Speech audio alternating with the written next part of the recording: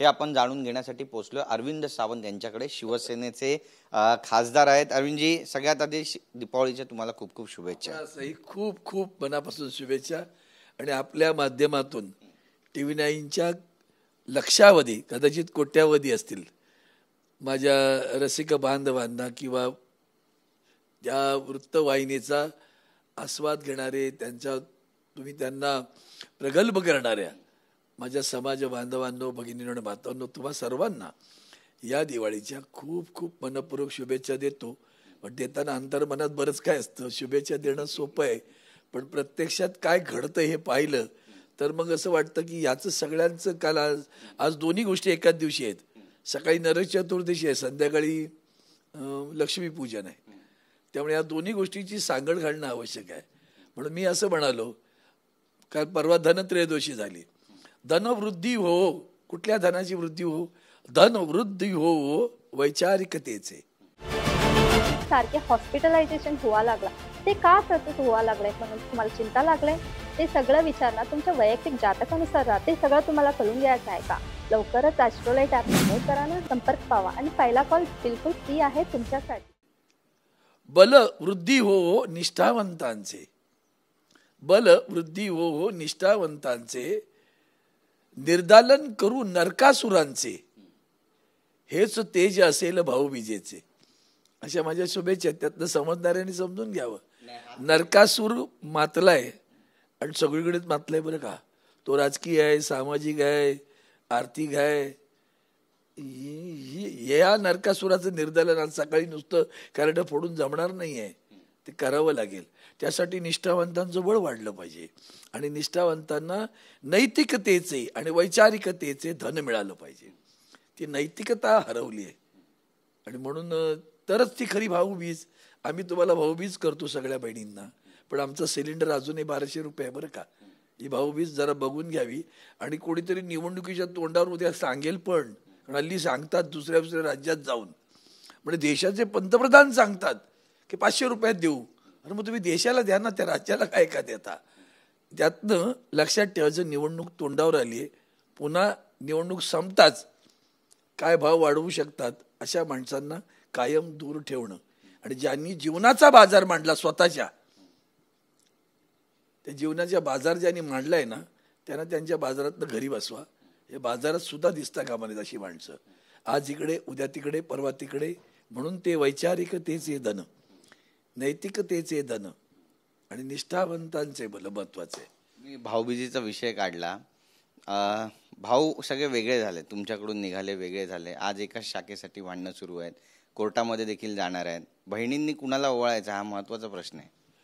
बघा, बहिणींनी कुणाला ओवाळायचं म्हणजे मी एक छत्रपती शिवाजी महाराजांच्या वेळची वेगळी गोष्ट, म्हणजे बहिणींच्या संदर्भातली नाही पण थोडीशी वेगळी गोष्ट, की त्या आमच्या भगिनी म्हणा की त्याची पत्नी आपल्या मावळ्याला ओवाळायची आणि युद्धावर तो जायचा. युद्ध जिंकून आले किंवा कसे आल्यानंतर परत ती म्हणायची, तुला पहिली पाठ दाखव तुझी. का रे, पाठ का दाखवू? नाही, तुझ्या पाठीवर वार असेल तर तू रणांगणातून पळाला असेल कदाचित, म्हणून तुला ओवाळण्याचं मला आनंद वाटणार नाही किंवा मला अभिमान वाटणार नाही तुला ओवाळण्याचा. पाठ दाखव. पाठीवर वार नसेल, छातीवर वार असेल तर तुला ओवाळण्यात मला मन आनंद आहे. आणि छातीवरचा वार फक्त निष्ठावंत घेऊ शकतो, विष्ठावंत नाही. आणि म्हणून ज्यांनी हे पाप केलं की स्वतःचेच किल्ले राजांचे सुद्धा काय म्हणूया सरेंडर करणारे, तेव्हाही काही लोक होते की, त्यांना निष्ठावंत म्हणणार का? पण आपल्याच किल्ल्यावर दुसऱ्याचा झेंडा लावणारे किंवा त्या किल्ल्याला माझाच किल्ला म्हणणारे असे जी लोक आहेत ना, त्यांना काळ त्याची जागा दाखवतो आणि ती अल्पावधीत जागा दिसेल. राहुल नार्वेकर म्हणतात की जनतेच्या मनातला जो निर्णय आहे तो आम्ही देऊ, कायद्याने जो निर्णय होईल तो देऊ. तुम्हाला वाटतं निर्णय मिळेल? मला नाही वाटत. त्यांच्याकडनं काढीची अपेक्षा नाही. जनतेच्या मनातला निर्णय कसा असू शकतो? सर्वोच्च न्यायालयानं परवा फार अतिशय मार्मिक आणि वैचारिक असं विधान केलेलं आहे, किंबहुना कायदेशीर विधान केले, संविधानात्मक विधान केले. ते म्हणाले, माननीय सर्वोच्च न्यायालयाचे सरन्यायाधीश चंद्रचूड साहेब म्हणाले की आमची बांधिलकी संविधानाशी आहे. आम्ही जनतेला बांधील नाही आहोत. तुमच्या मनातला निर्णय देऊ असं काय घडत नाही. संविधानातल्या तरतुदीप्रमाणे निर्णय देऊ. आता हे तुमच्या मनातला म्हणजे कोणाच्या मनातला हे कळलं पाहिजे ना त्यांना. माननीय सर्वोच्च न्यायालयाने परवा हेही सांगितलं, सर्वोच्च न्यायालयाचे निर्देश डावलण्याचा अधिकार विधानसभेच्या अध्यक्षांना नाही. याच्यावर त्यांचं काय भाष्य आहे हे जरा विचारलं तर बरं होईल. मग थोडा प्रकाश पडेल की हे सर्वोच्च न्यायालयाच्या सरन्यायाधीशांपेक्षा मोठे आहेत का, हेही एकदा जनतेला कळू दे. सोबत असं पण म्हणतात की बहुमताला अधिक महत्व आहे, सूचक वक्तव्य म्हणावं काय. मग हे सगळ्या गोष्टी त्यांना आता ते पहिली गोष्ट अशी आहे की सर्वोच्च न्यायालयानं जे कंपायलेशन म्हणजे डिबेट झालं ते पहिल्यांदा गृहीत धरलं नव्हतं, तेच गृहीत धरायला सांगितलंय. आणि ते गृहीत धरताना तुमच्या लक्षात येत असेल त्यांनी महामहिन राज्यपालांवर, महामहिन म्हणायचं की नाही माहिती नाही मला, पण ते भाजपच्या राज्यपालांवर इतके भयानक ताशेरे ओढलेले आहेत. ते ताशेरे यांना ग्राह्य धरावे लागणार. त्यांनी दिलेला निर्णय, तो खास करून व्हीपचा दिलेला निर्णय किंवा गटनेत्याचा दिलेला निर्णय हा त्यांनी मान्य केलाय, तो यांना बदलता येणार नाही. आणि म्हणून त्यांना या सगळ्या गोष्टीमध्ये बहुमत हे सगळं झालं तिकडं. आमचं बहुमत आहे, आम्ही 40 गेलो, खड्ड्यात गेलो का वरती गेलो, ते बघा ते सगळं सांगून झालेलं आहे. त्यामुळे new debate cannot be started now. म्हणून ते कंपायलेशन कन्सिडरेशन सांगितलं त्यांनी. म्हणून तुम्ही नवीन काहीतरी विसंवाद चर्चा करू शकता किंवा करू इच्छिता असं काही होणार नाही. त्या चर्चेला शून्य किंमत आहे. फक्त न्यायालयाने दिलेल्या निर्देशाचं पालन करणं एवढंच तुमचं काम आहे, एवढंच लक्षात ठेवलं पाहिजे. तुम्ही हिंदुत्वाचे प्रखर अभ्यासक आहात आणि फार वाचन सुद्धा करतात. एक प्रश्न जो सतत विचारला जातो आम्हाला सुद्धा पत्रकारांना बाहेर की उबाटा पक्ष आणि शिवसेना पक्ष भविष्यात कधी एकत्र येतील का? बघा, मला नाही वाटत, असं दिसत नाही. कारण त्याचं कारण असं आहे, छत्रपती शिवाजी महाराज असू द्या किंवा छत्रपती संभाजी महाराज असू द्या, एखादा मावळा की ज्याला परत घेऊन नेताजी पालकर एवढं सोडलं तर बाकी कोणालाही धर्म बदलल्यानंतर सुद्धा परत घेऊन धर्मात घेतलं असं अपवादात्मक उदाहरण त्या इतिहासात आहे. कारण त्याची निष्ठा बदलली नव्हती, प्रसंग म्हणून गेला. यांच्या निष्ठा नव्हे, यांनी कब्जाच करायचा ना राज्यावर. हे राज्याच्या गादीवर बसायला निघाले बरोबर, तरी हे रामाचे भक्त आहेत. म्हणजे प्रभू रामचंद्रांच्या संदर्भात कैकेयी ही त्यांची सावत्र आई आहे. ती दशरथ राजांना आग्रह करते आहे आणि दशरथ राजांचा नाईलाज झालेला आहे. म्हणून प्रभू रामचंद्रांना सांगितलं जातं की तुम्हाला वनवासात जावं लागेल. तेव्हा दशरथ राजांच्या काय आलं असेल, जीवावर उदार काय झालं असेल त्यांना. मग ते लक्षात घेऊन सुद्धा मातेनं दिलेला निर्णय तो मला मान्य असं म्हणून प्रभू रामचंद्र जातात. सीतामाई जाते, सोबत लक्ष्मण जातो. आणि तिचं काय म्हणणं असतं की माझ्या भरताला गादीवर बसवा.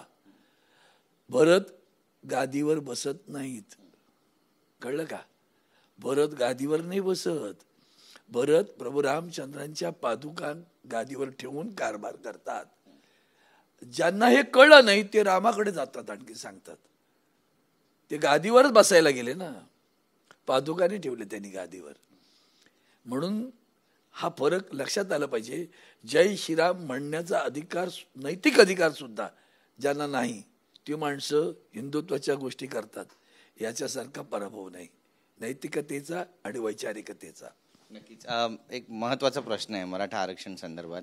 जरांगे पाटील यांना डिस्चार्ज मिळाला आहे, पुन्हा जाऊन ते आंदोलनस्थळी बसणार आहेत. आणि आज भोकरदनमध्ये सुद्धा मराठा सकल समाजानं ज्या ठिकाणी बॅनरबाजी केली होती, गावबंदी केली होती नेत्यांना, ते बॅनर फाडण्यात आले. आणि ते बॅनर आरोप होतोय की भाजपच्या नेत्यांनी फाडलेले आहेत. जरांगे पाटील म्हणतायत की आता पुन्हा बॅनर फाडले तर मग मी दाखवतो काय ते. मला वाटतं या वादात मी आता पडू इच्छित नाहीये. कारण कधी कधी ते काही लोकांना ते श्रद्धेय होतात, आदरणीय होतात. एका क्षणात निर्णय बदलल्यावर वाटतं रे या माझा पालन करता आलंय. खोटं बोलणाऱ्या लोकांचं काही काळ चालत राहतं. सत्याला नेहमी कसोटीला समोर जावं लागतं. आता मी प्रभू रामचंद्रांचं उदाहरण दिलं, ते सीतामाईला सुद्धा कसोटीला जावं लागलं. त्यामुळे कसोटीला सत्यालाच जावं लागलं, कधी असत्याला जावं नाही लागलं. सरकार म्हणतंय जरांगे पाटील जे आंदोलन करतायत, ज्या मराठ्यांसाठी लढतायत, त्याच्या मागे एकजुटीनं उभं राहणं हेच खरं महत्वाचं आहे. त्यांना आरक्षण मिळालं पाहिजे. त्यांच्या नाकावर आत्ता सरकारच्या नाकावर टिचून तिथं नितीश कुमारांनी कसं आरक्षण वाढवलं हे तुम्हाला कळलं असेलच आता. त्यामुळे जे गोल गोल फिरवतायत ना, अशा अनाजी पंतांच्या संस्कृतीत वाढलेल्या लोकांपासून जरांगींनी सुद्धा सावध राहिलं पाहिजे. एवढंच आम्ही निमित्तानं मला सांगायचं आहे. सरकार मराठा आरक्षण देणार नाही असं वाटतं तुम्हाला? मला वाटत नाही, कारण त्यांना मुळात त्यांना कितपत कळलं हेच मला कठीण वाटायला लागलं. आता काहीही वक्तव्य केली जात आहेत आणि जी खडाजंगी सध्या सुरू आहे, म्हणजे सरकारमधल्याच 2 मंत्र्यांची किंवा मंत्रिमंडळातील अनेक मंत्र्यांची एकमेकांच्या विरोधात, ती खडाजंगी पाहिल्यानंतर ते कुठेतरी निर्णयापर्यंत येतील अशी आशा कुठे बाळगण्याचं दिसत नाही. असं की आपली आशा बाळगू शकतो, हे काहीतरी करतील असं वाटत नाही मला. जे सत्ताधारी आहेत त्यांना दिवाळीच्या शुभेच्छा तर द्या. मला वाटतं मी सुरुवातीला जी माझी कविता वाचली तीच तर खरीच दिवाळीची शुभेच्छा आहे. म्हणून मी तुम्हाला त्याच शुभेच्छा पुन्हा सांगतो. बल वाढो कोणाचं, धन वाढो कोणाचं, धन वाढो धनवृद्धी ओहो वैचारिकतेचे नैतिकतेचे, बल वाढो निष्ठावंतांचे, बलवृद्धी हो निष्ठावंतांचे, निर्दालन हो नरकासुरांचे. आता ते कशात बसतात ते तुम्ही ठरवा. निर्दालन हो नरकासुरांचे, हेच ते जे असेल भाऊबीजेची. ती भाऊबीज काय आहे? फक्त बहीण भाऊ नाही, सारा महाराष्ट्र आमचा भाऊ आहे, बहिणी आहेत. त्या बहिणींचं कुंकू सुरक्षित करणं, त्यांच्या आयुष्यात चांगलं जीवन देणं, जमलंच तर सिलेंडर स्वस्त देणं, महागाई कमी करणं, त्यांचं संरक्षण करणं, हे जरी झालं तर तेच खरं दिवाळी असेल असं मी समजतो. धन्यवाद आमच्याशी बोलल्याबद्दल. तर अरविंद सावंत यांनी आपल्या शैलीमध्ये सत्ताधाऱ्यांना शुभेच्छा दिलेल्या आहेत आणि मराठा आरक्षण हे सरकार देऊ शकत नाही असं सुद्धा ते सांगतायत. जरांगे पाटलांनाही त्यांनी आवाहन केलेलं आहे.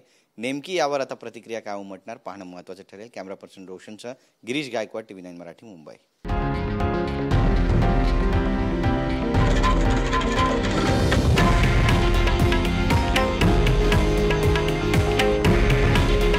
हे आहे देशातील नंबर 1 न्यूज नेटवर्क आणि आपण पाहत आहात TV9 मराठी. काळजी तुमची, हित महाराष्ट्राचं.